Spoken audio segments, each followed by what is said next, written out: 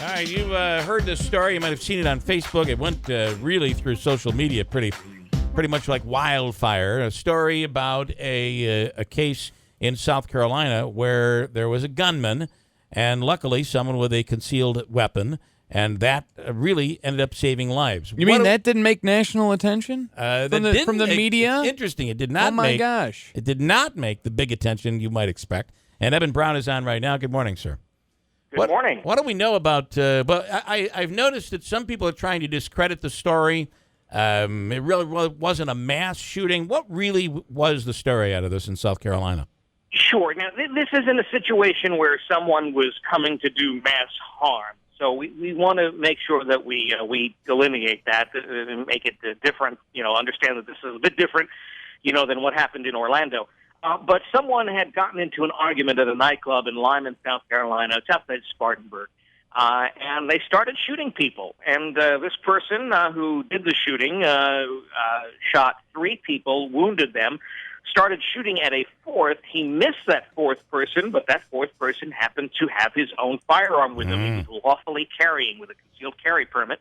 He took out his weapon, fired back, shot the assailant in the leg, essentially neutralized him and stopped what he was doing. And there is, a belief among many people that this person potentially stopped something from getting a lot worse. Yeah. That maybe this guy could have kept shooting and hurt other people, killed people, and whatnot. In fact, I think it's very telling that the deputies in Spartanburg County have charged this assailant with 4 counts of attempted murder. Wow. As opposed to assault with a deadly weapon or so on and so forth. A lot of people are saying, like, look, this is a demonstration of what the safety benefits might be in a bad situation, certainly a situation that no one wants to be in. But if there is a supposed good guy with a gun nearby, this could help stop the situation much quicker than first responders, including police, possibly could, because they're not necessarily there. Listen, even the NRA though has come out and when Donald Trump talking about, if the people inside that Orlando nightclub had weapons, this wouldn't have happened. Even the NRA stepped back on that, saying they do not recommend any mix of weapons and alcohol. True. However, if there's a responsible party that is that has a permit to carry and is not drinking alcohol, this is an example of what could happen. Well, it's an example, and look, we also don't want to come out and say, look, this would happen every time. Sure. It takes a lot of gumption to fight back, whether it's with a gun or without a gun, for that matter. But we have people who are, certainly willing to do it and step up in those types of situations. This person did that.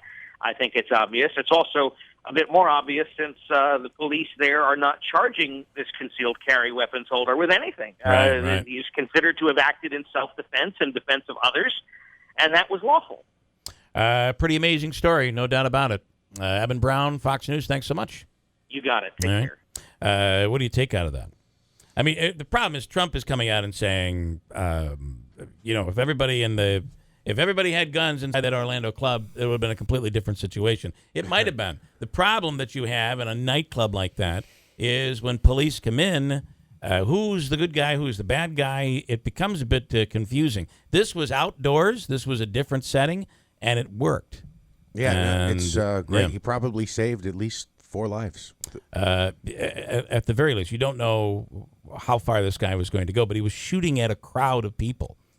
Which is really just terrible. All right, we're going to talk to, coming up next, from the Munson Williams Museum, the director, Anna D'Ambrosio, and this story about Steve McCurry. A lot of controversy about his photos. He's a photojournalist. That show is ongoing at the Munson Williams Art Center, and the photos are incredible. You would probably recognize mostly that one picture of the girl, I believe, was in Afghanistan, and she has the most amazing blue eyes, and it was on the cover of National Geographic. The problem is people are saying the photos are a bit on the doctored side, and that is a big no-no in the photojournalism world.